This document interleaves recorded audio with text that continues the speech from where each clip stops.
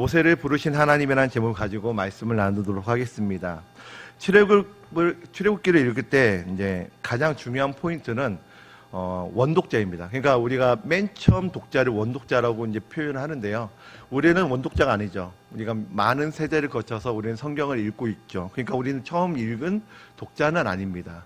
그리고 저자가 있죠. 저자는 물론 하나님께서 시켜서 이제 기록한 것이지만 모세를 통해서 또 모세가 쓴 책이죠. 그러니까 하나님께서 모세에게 또 이렇게 창세기, 출애굽기, 레위기, 민수기, 모세오경을 이제 신명기까지 모세오경을 쓰라고 하신 목적과 이유가 있고 또 상황이 있었습니다. 제가 지난번에 그래서 세계사 역사와 비교하면서 출애굽기 이 역사가 진짜 살아있는 하나님의 역사인, 그러니까 전설로 끝나는 이야기가 아니라 진짜 살아계신 하나님이 역사하신 그 역사임을 제가 이제 이야기 나눴습니다. 그리고 출애굽기는 이제 아마 출애굽기 제1세대, 2세대, 그러니까 노예 생활을 했던 그 사람들을 생각하면서 모세가 이제 썼을 것입니다. 그러니까 모세가 썼을 때에 목적이 있었겠죠. 이유가 있었겠죠. 그 당시에 독자들의 상황이 있었습니다. 그러니까 독자들의 상황은 어떤 상황일까요? 430년 동안 애굽에서 살았습니다. 430년 결코 짧은 시간이 아닙니다. 430년 동안 애굽에 살았다는 것은 이미 뿌리를 내렸고 이미 애굽 안에서 이미 정착한 지는 오래입니다. 그러니까 이 사람들은 아마 애굽에 사는 애굽 민족으로 생각을 했겠죠. 그러니까 히브리인이라는 정체성이 있었지만 애굽 안에 사는 소수 민족으로 생각을 했을 것입니다. 히브리인으로 생각했는데 앞에 있는 모세는 이스라엘이라고 이야기합니다. 이스라엘이라는 그 단어가 굉장히 생소했을 것이죠. 그러니까 왜 우리가 이스라엘이야? 왜 우리가 이스라엘이라고 불림을 받아야 돼? 그 설명이 창세기에 나와 있습니다. 그러니까 역사를 통해서 보면은 여러 가지 이제 이 430년 동안 역사들이 있었습니다. 맨 처음에 요셉을 통해서 70인의 가족이 내려왔죠. 그러면서 애굽에 정착을 하게 되고 또 이제 이제 정치와 또 사이좋게 지냈을 것입니다. 평화롭게 지냈죠. 그러다가 이제 정권이 바뀝니다. 힉소스라는 이제 어떤 정권이 바뀌면서 더 이제 정착을 하게 됩니다. 그러다가 애굽의 토속 민족들이 외국인에 의해서 통치를 한 200년 정도 받다가 몰아내는 정권이 또 바뀌는 시간을 겪게 되는데 이때 새로운 왕이 탄생하게 되는데 출애굽기에 의하면 요셉을 알지 못하는 왕, 이게 아모스의 왕이라고 이제 아모스의 왕을 그렇게 표현합니다. 요셉을 알지 못하는 왕이 일어나서 노예 생활을 하게 되죠. 그러니까 출애굽기 역사를 보면은 430년 동안 지냈지만 430년 전체 다 노예 생활을 한 건 아닙니다. 약 100년에서 200년 정도이죠. 그러니까 평화롭게 살다가 갑자기 시대가 바뀌면서 갑자기 고난이 옵니다. 노예 생활이라는 고난이 오죠. 이 고난 가운데 있는 사람들의 특징이 무엇일까요? 인생 가운데 질문이 생기는 거죠. 이들의 질문이 무엇일까요? 저는 이들의 질문을 여러 가지 질문이 있겠지만 딱 3가지를 추려서 이제 정리를 하고 싶습니다. 이들의 상황을 보면요. 430년 동안 살면서 아마도 아브라함과 이삭과 야곱의 하나님을 아는 지식을 많이 잃어버렸을 것입니다. 애굽의 문화에 아주 익숙했겠죠. 애굽의 문화와 종교에 많이 익숙해 있을 것입니다. 그러다가 노예 생활이 닥치게 되죠. 이들의 질문이 무엇일까요? 과연 여호와 하나님은 도대체 누구인가요? 모세가 말하는 그 여호와 하나님은 도대체 누구인가? 여러분 이 당시의 전쟁은요 신과 신과의 전쟁이에요. 전쟁에서 이기는 신 진짜 신입니다. 그렇다고 한다면 그 당시에 상식은 뭐냐면 애굽이 섬기는 그 신, 태양신이 진짜 신이었다는 그런 인식이 상식이었어요. 근데 갑자기 모세가 나타나서 여호와를 이야기하고 있죠. 도대체 여호와가 누구게? 여러 가지 질문이 있을 것입니다. 그럼 여호와가 있다라고 한다면 우리 노예 생활할 때 뭐 하고 있었어? 왜 우리가 고난을 당해야 돼? 그런 여러 가지 질문도 있을 거죠. 그러니까 왜 고난이 우리한테 온 거야? 만약에 진짜 신이라면 우리 이렇게 생활을 내버려두지 않지. 이런 질문들이 있을 것입니다. 무시하죠. 그러니까 여호와, 모세가 이야기하는 여호와는 노예의 신, 하드한 신, 태양신이 진짜 신. 근데 모세가 창세기를 어떻게 시작하나요? 창세기 1장 1절 다 함께 읽겠습니다. 시작. 태초에 하나님이 천지를 창조하시는. 그러니까 하나님을 알리는데 첫 번째 선언이 무엇인지 아시나요? 창조주 하나님이에요. 그리고 6일 동안 창조물에 대한 이야기하죠. 이 당시에 그러니까 여러분 빛, 궁창, 그리고 땅, 그리고 이제 해와 달과 별, 하늘의 새와 바다의 생물, 그리고 동물과 사람, 이것이 무엇과 관련이 있냐면 고대 근동의 당시의 신들과 관련이 있습니다. 왜냐하면 이 당시의 특징 뭐냐면 자연을 섬겼어요. 그 기후에 따라서 기후가 달라지고 기근이 오고 이런 것이 자연과 관련이 있다고 생각했습니다. 그래서 자연을 숭배했어요. 태양을 숭배하고 달을 숭배하고 바다를 숭배하고 산을 숭배했어요. 근데 모세가 처음에 선언하는 것이 무엇인가요? 태초에 하나님이 천지를 창조하셨다. 그러니까 여기 메시지는 무엇인가요? 그들이 말하는 신들은 신이 아니다라는 거예요. 그것들을 지으신 분이 계시다라는 것이죠. 그분이 누구신가요? 하나님이시다. 그러니까 창세기 1장 1절이 굉장히 중요합니다. 제가 저번에 이제 설교하면서 잠깐 얘기했지만 창조주 하나님에 대한 신앙을 잃어버리면 다 잃어버립니다. 창조주 하나님 주권을 잃어버리면 다 잃어버립니다. 그러니까 창조주 하나님에 대한 신앙이 굉장히 중요하죠. 우리가 신앙 고백을 할 때도 전능하사 천지를 만드신 하나님 아버지를 내가 믿사오며, 이게 첫 번째예요. 그러니까 처음이 너무 중요합니다. 태초에 하나님이 천지를 창조하시나, 이것부터가 복음이 되는 것이죠. 이들이 섬기는 신, 이들이 생각하는 상식, 제일 큰 나라의 신이 정말 진짜 신이다라는 이 인식이 잘못됐다라는 그 선언을 바로 태초에 하나님이 천지를 창조하시니라라는 그 선언에서 시작되는 것입니다. 이들이 가졌을 만한 질문이 무엇일까요? 두 번째는 바로 우리가 왜 이스라엘인가요? 우리가 왜 이스라엘인가? 그러니까 아까 전에도 말씀드렸듯이 이들은 히브리인의 피를 받은 애굽의 소수 민족, 그렇게 생각했겠죠. 430년은 결코 짧은 시간이 아닙니다. 그리고 하나님을 아는 지식도 많이 없어졌을 것이고, 극소수만 그 아브라함과 이삭과 야곱의 그 하나님을, 또 하나님에 대한 지식을 알고 있었을 것입니다. 그때에 바로 고난이 온 것이죠. 그러니까 이스라엘이 무엇인가? 이스라엘이 도대체 무엇이길래, 이스라엘이 왜 우리에게 정체성이 된가? 바로 창세기에서 설명하고 있습니다. 그리고 세 번째 질문은, 이들이 가질 만한 세 번째 질문은 우리가 왜 노예 생활을 하는 거입니다. 평범하게 살고 싶은데 왜 이런 상황이 왔는가? 왜 고난이 왔는가? 사실 우리도 가질 만한 질문이죠. 우리가 그런 어려움 당했을 때 우리가 항상 질문을 하잖아요. 그런 질문들이 바로 이스라엘, 이 당시의 히브리인들에게도 있었을 것입니다. 그리고 모세가 이야기하는 그 여호와가 얼마나 강한가? 얼마나 위대한가? 그것에 대한 질문이 있겠죠. 그러니까 여러 가지 질문 가운데, 고난 가운데 이스라엘 백성들, 우리도 가질 만한 질문들을 그들이 갖고 있었습니다. 그러니까 그들이 가질 만한 질문을 가지고 창세기를 읽으면 굉장히 메시지가 강력합니다. 그러니까 우리도 정말 우리가 가질 만한 그 질문을 어디서 얻나요? 우리의 경험을 통해서 얻을 때가 있습니다. 경험을 통해서 얻는 지식은 한계가 있습니다. 우리의 모든 답은 성경에 있습니다. 말씀에 있습니다. 그 말씀을 통해서 이스라엘 백성들에게 답을 주는 것이죠. 진짜 하나님이 어떤 하나님인가? 진짜 신이 누구인가?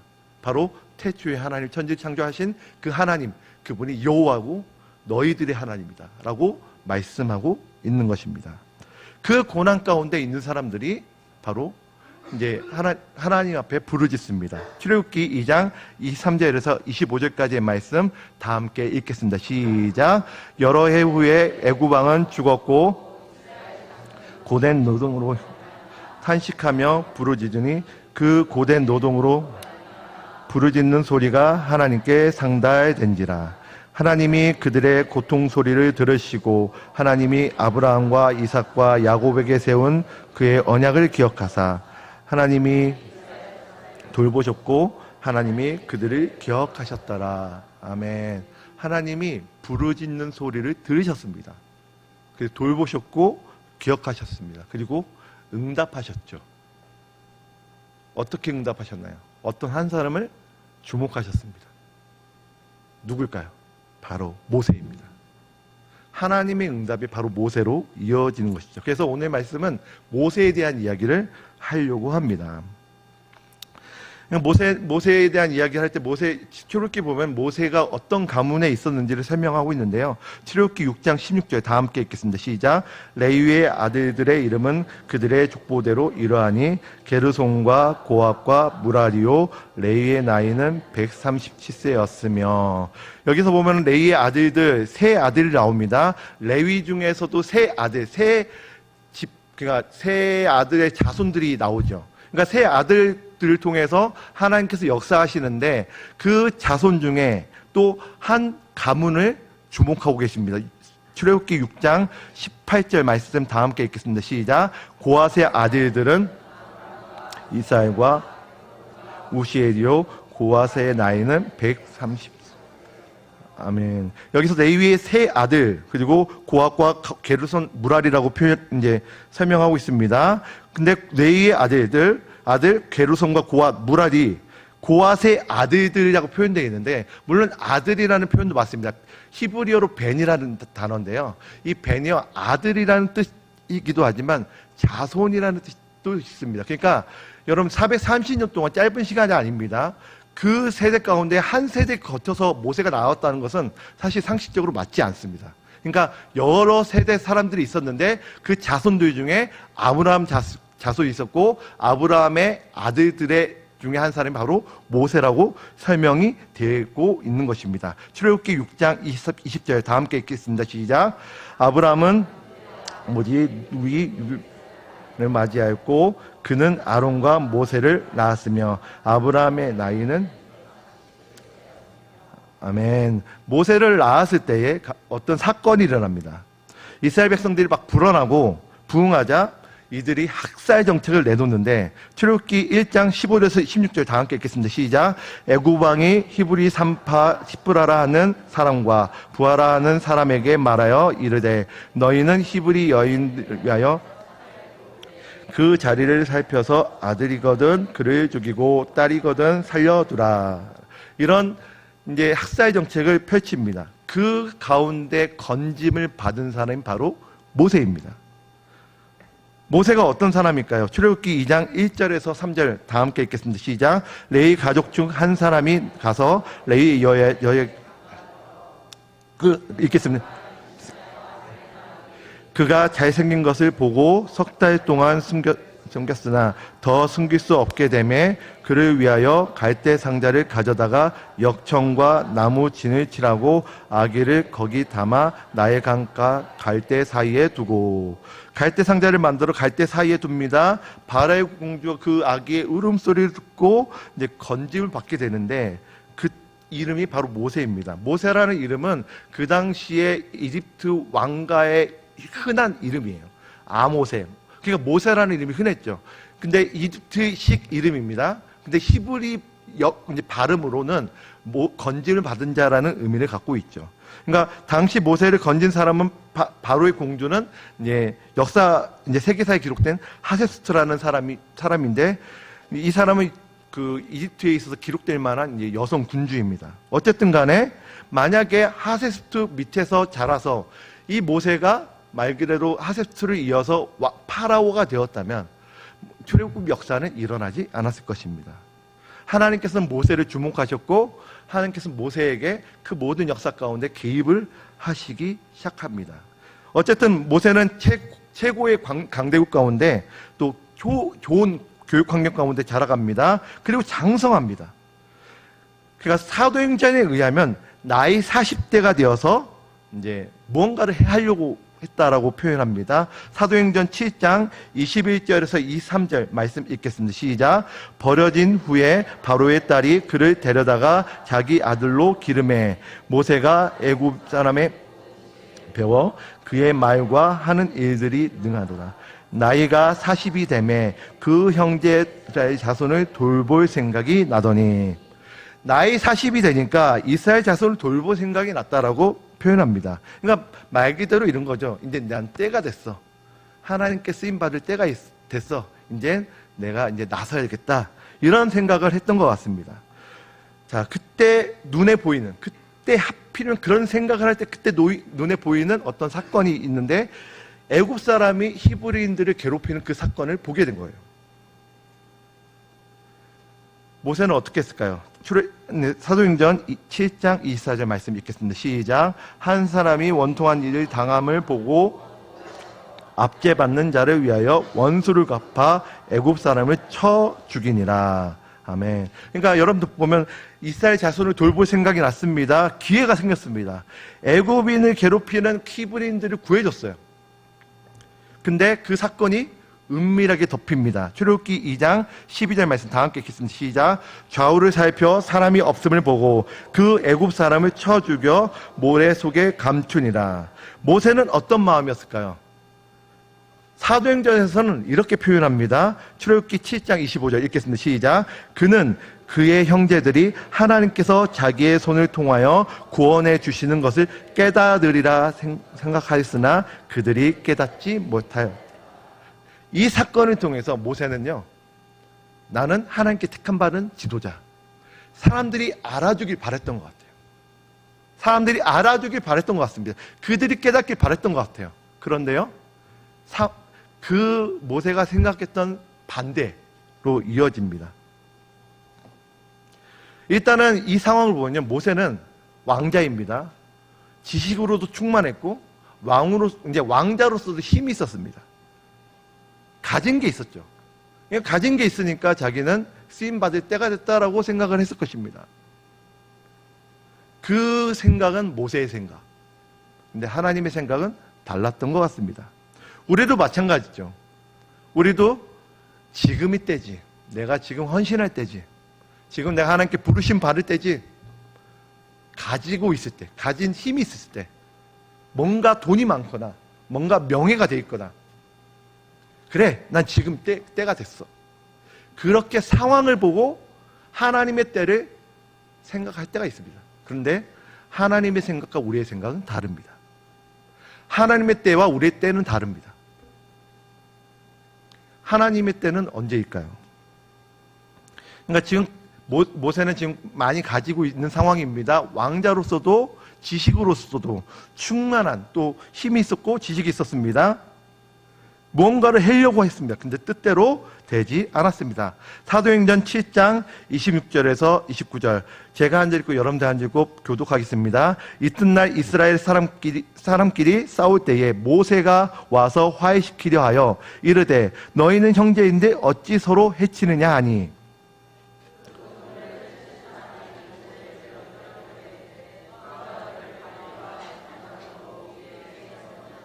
내가 어제는 애굽 사람을 죽인과 같이 또 나를 죽이려느냐 하니, 모세가 이 말 때문에 도주하여 아들 둘을. 아멘. 여러분들 잘 보세요. 때가 됐다고 생각합니다.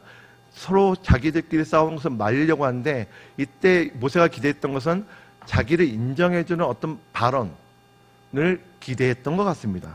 근데 미칩니다. 그들이 어떤 얘기를 하나요? 누가 너를 관리나 재판장으로 누가 삼았냐? 그 얘기를 듣고 도주합니다. 물론 정치적인 이유가 있습니다. 출애굽기 2장 14절에서 15절 보면 이제 바로가 이제 그 사건을 발견합니다. 그리고 애굽 사람을 죽인 것처럼 나도 죽이더니냐, 이 얘기를 듣고 모세가 깨닫죠. 아, 탈로 됐다. 바로가 이 일을 알고 모세를 죽이고자 합니다. 모세가 바로와의 낯을 비해서 미디안 땅으로 멀리 갑니다. 그때부터 40년의 광야 생활이 시작된 것입니다. 근데요, 사도행전에서는 이렇게 표현하고 있습니다. 사도행전 7장 29절 다 함께 읽겠습니다. 시작. 모세가 이 말 때문에 도주하여 미디안 땅에서 나그네 되어 거기서 아들 들어. 아멘. 이 말 때문에. 이 말은 무엇일까요? 누가 너를 관리나 재판장으로 삼았냐? 이 말 때문에. 그걸로 인해서 40년의 광야 생활이 시작된 것입니다. 모세는 때가 됐다라고 생각했습니다. 근데 때가 아니었죠. 그리고 히브리인의 거칠고 무시하는 말로 인해서 도주하게 된 것입니다. 말 그대로 우리 표현으로 이제 표현하면은 상처받고 상심해서 광야로 간 거예요. 우리도 이런 경험할 때가 있죠. 나는 됐어. 이제 헌신해야지. 이제 뭔가를 해야지. 근데 누군가의 이야기를 통해서 그 의지가 꺾입니다. 깊은 광야로 들어가죠. 여러분 그런 적 없나요?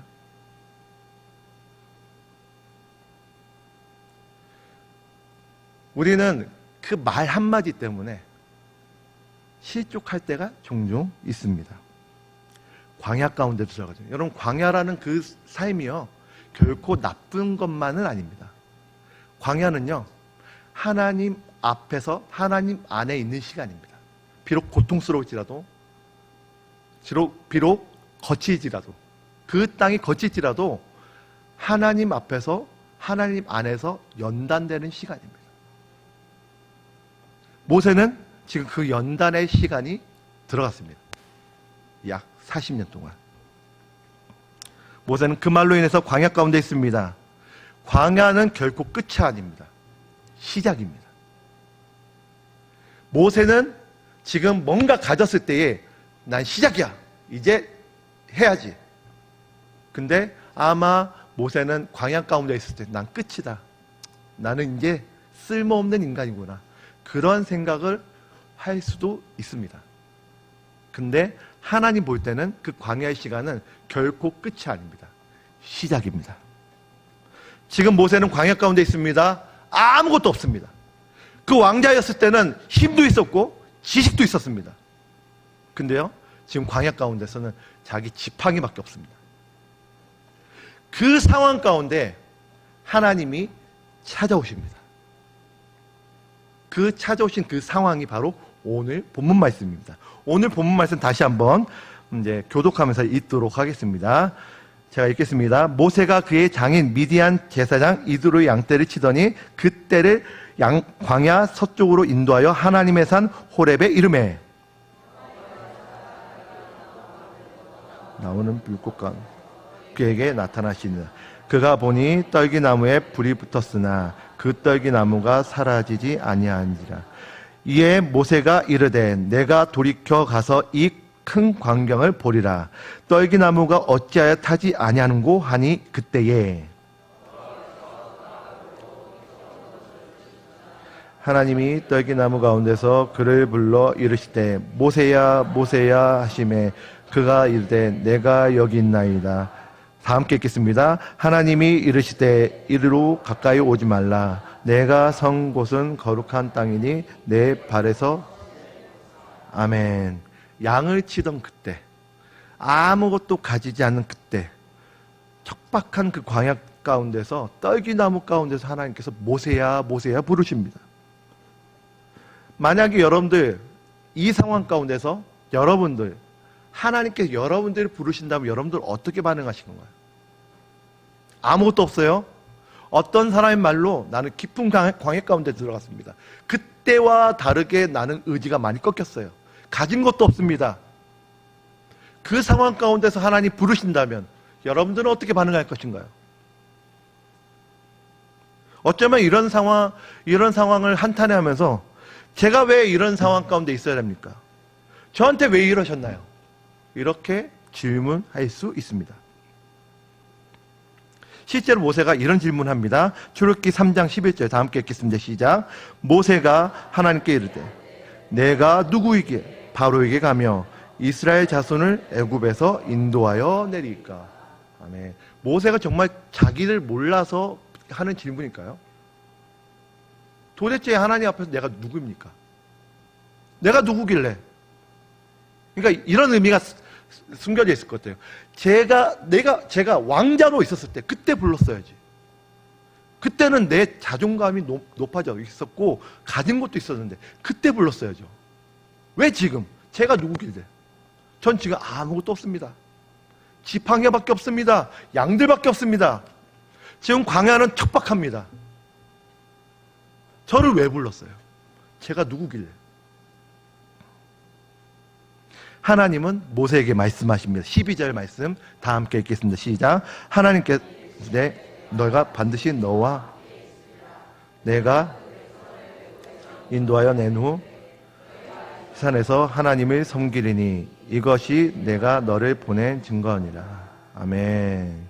자, 하나님께서 반드시 너와 함께 할 것이라고 약속하십니다.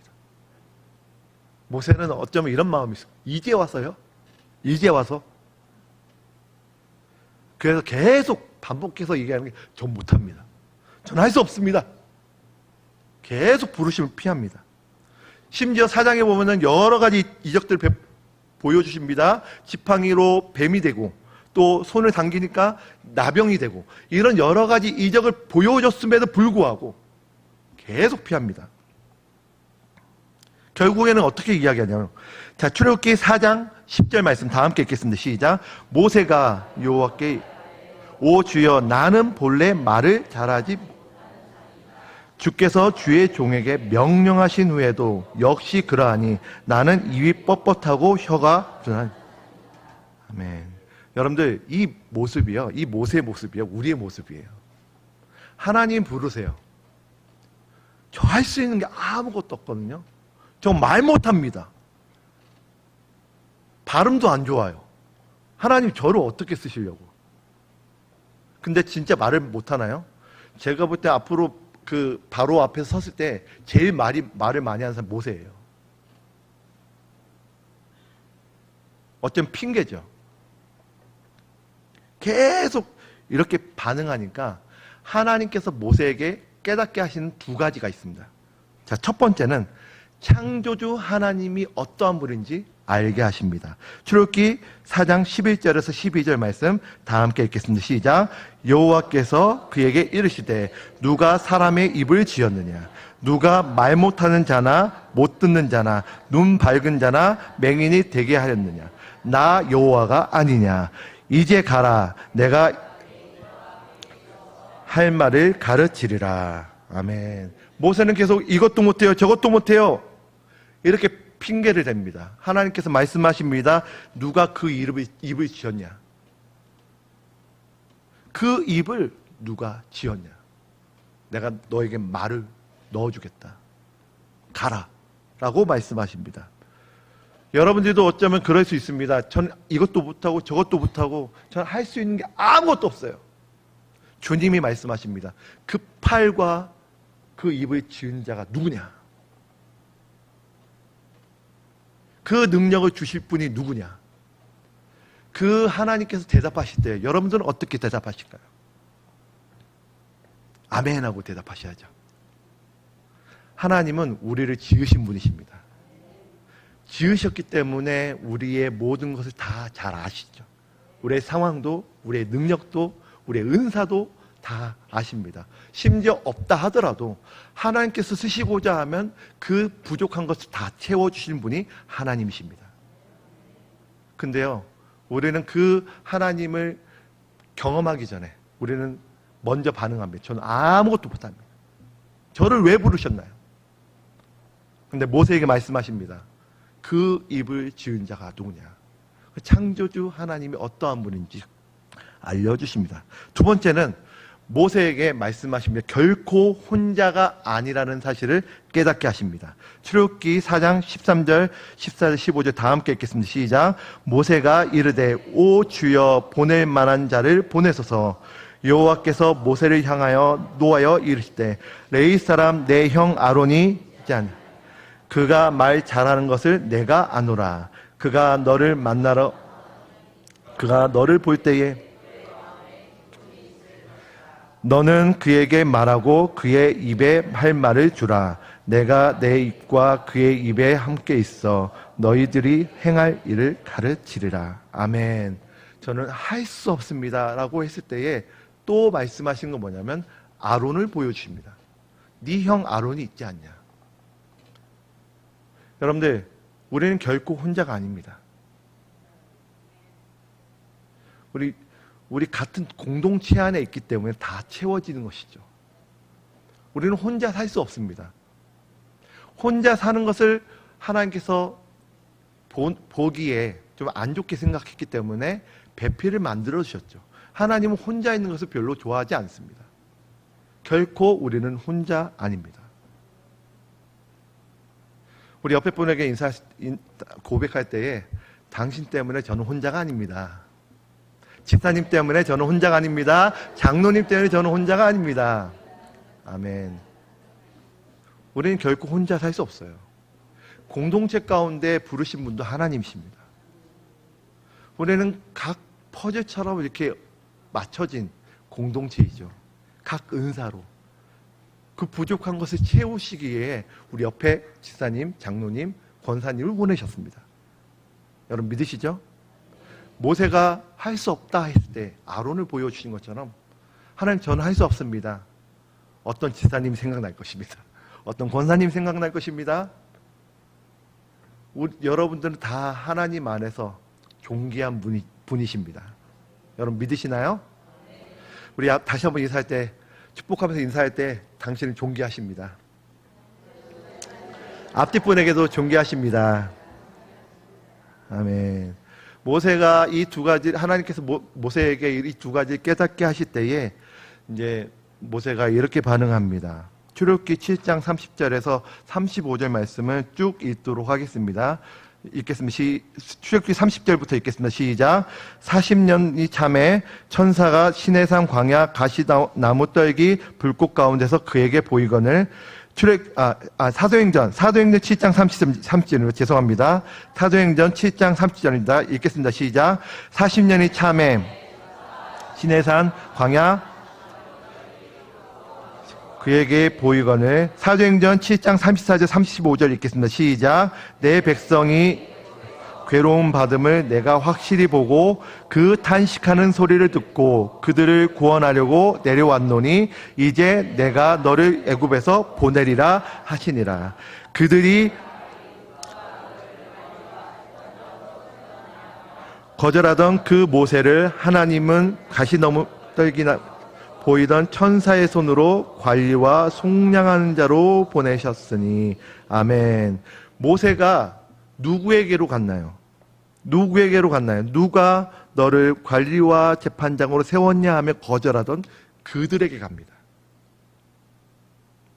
그러니까 한마디로 자신의 의지를 꺾고 또 상처를 준 그 공동체로 들어갑니다. 이스라엘 백성들. 그러니까 자신에게 거칠 말과 또 무시하는 말로 무시했던 그 공동체로 들어가게 하십니다. 드디어 사용하시는 것이죠. 여러분, 사명의 자리는 어디 있을까요? 우리가 하나님의 부르심을 받은 그 사명의 자리는 어디 있을까요? 그 사명의 자리, 여러분들 혹시 파라다이스 같은 또 천국과 같은 그런 곳이라고 생각하시나요? 절대 아닙니다. 하나님은 어떤 때는 돌려보내십니다. 나를 무시하고 나에게 상처 주었던 그 곳으로 돌려보내십니다. 그들 속에서 사역하고 그들을 용납하고 화해하도록 돌려보내십니다. 그곳이 바로 사명의 자리입니다. 여러분들에게 거칠게 말하고 무시하는 그 공동체, 그 대상이 누구인가요? 가정일 수 있습니다.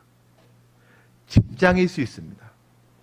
어쩌면 여러분들 어린 시절 청소년 세대일 수 있습니다. 어쩌면 교회일 수 있습니다. 그 상처를 준 무리가 누구인가요? 하나님은 그들에게 돌려보내십니다. 이제 됐다. 가라. 말씀하십니다. 어쩌면 이 자리 가운데 하나님께서 여러분 개인에게 말씀하실 수 있습니다. 그러니까 여러분들이 어쩌면 생각날 수 있어요. 나를 무시하고 나에게 상처를 준 그 세대, 어쩌면 부모는 이미 돌아가셨어요. 그래서 없어요. 그렇다고 한다면 그 세대 부모를 섬기는 자리로 들어가게 하실 수 있습니다. 그것이 바로 하나님이 부르신 방법 중에 하나이시죠.